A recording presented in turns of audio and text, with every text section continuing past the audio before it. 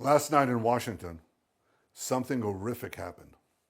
A brutal terrorist shot in cold blood a young, beautiful couple, Yaron Lishinsky and Sarah Milgram. Yaron had just bought an engagement ring for Sarah. He was planning to give it to her in Jerusalem next week. They were planning to start a new and happy life together. Well, that tragically did not happen. Yaron and Sarah weren't the victims of a random crime. The terrorist who cruelly gunned them down did so for one reason and one reason alone. He wanted to kill Jews. And as he was taken away, he chanted, "Free Palestine." This is exactly the same chant we heard on October 7th. On that day, thousands of terrorists stormed into Israel from Gaza. They beheaded men, they raped women, they burned babies alive, they butchered 1,200 innocent people and took 251 innocent people hostage to the dungeons of Gaza. A short time afterwards, Chancellor Scholz of Germany visited Israel. And after he saw the horrors, he said to me, "These Hamas terrorists are exactly like the Nazis." He was right. And if they could get away with it, these Hamas terrorists would have slaughtered every last Jew on earth. For these neo-Nazis, Free Palestine is just today's version of Heil Hitler. They don't want a Palestinian state. They want to destroy the Jewish state. They want to annihilate the Jewish people who've been in the land of Israel for 3,500 years. I could never understand how this simple truth evades the leaders of France, Britain, Canada, and others. They're now proposing to establish a Palestinian state and reward these murderers with the ultimate prize. Well, for 18 years, we had a de facto Palestinian state. It's called Gaza. And what did we get? Peace? No. We got the most savage slaughter of Jews since the Holocaust. You won't be surprised to learn that Hamas thanked President Macron and Prime Minister Starmer and Carney for demanding that Israel end its war in Gaza immediately. Hamas was right to thank them, because by issuing their demand, replete with a threat of sanctions against Israel, not Hamas, these three leaders effectively said they want Hamas to remain in power. They want Israel to stand down and accept that Hamas's army of mass murderers will survive, rebuild, and repeat the October 7th massacre again and again and again, because that's what Hamas has vowed to do. I say to President Macron, Prime Minister Carney, and Prime Minister Starmer, when mass murderers, rapists, baby killers, and kidnappers thank you, you're on the wrong side of justice. You're on the wrong side of humanity. And you're on the wrong side of history. Now, these leaders may think that they're advancing peace. They're not. They're emboldening Hamas to continue fighting forever. And they give them hope to establish a second Palestinian state, from which Hamas will again seek to destroy the Jewish state. And mind you, it's not going to be a state free of Hamas. When you establish a Palestinian state, we've seen it. The radicals take over. Iran sends them in and they take over. So don't give us this talk.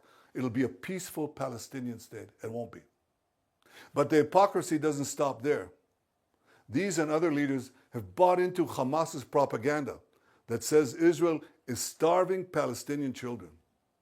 And not only is Hamas putting out this lie, a few days ago, a top UN official said that 14,000 Palestinian babies would die in 48 hours.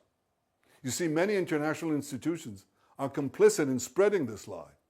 The press repeats it, the mob believed it, and a young couple is then brutally gunned down in Washington. So here are the facts. Since October 7th, Israel has sent 92,000 aid trucks into Gaza. That's right, 92,000 aid trucks. That includes 1.8 million tons of aid. 1.8 million tons of aid. More than enough food to feed everyone in Gaza. Yet as we had let the aid come in, Hamas stole it. They took a huge chunk for themselves. The rest they sold at exorbitant prices to the Palestinian population. And then they used the money they stole to recruit new terrorists to continue their war against Israel. Our goal from the start was to get food to Palestinian civilians, not to Palestinian terrorists. So we consulted with our American allies. What do we do to prevent Hamas from looting the aid? Well, together we devised a mechanism to achieve this goal. American companies will distribute the food directly to Palestinian families. They'll do so in safe zones secured by our military. And this will allow us to complete our goal of destroying Hamas while enabling aid to reach the civilian population. We'll complete the construction of the first distribution zones in the coming days. Ultimately, we intend to have large safe zones in the south of Gaza, and the Palestinian population will move there for their own safety while we conduct combat in other zones and receive humanitarian aid there without Hamas interference. In the meantime, we authorized letting trucks enter Gaza to provide for immediate needs. Yesterday, I think more than 100 trucks went in. More will come in today. I tell you this, no army in the world has ever gone to such lengths to provide aid to the civilian population in the midst of intense combat. And Hamas, of course, opposes this. It shoots Palestinian civilians who want to leave for safe zones, and it shoots Palestinian civilians who want to prevent Hamas terrorists from looting the aid trucks intended for them. As for the hostages, we'll do every effort to secure them.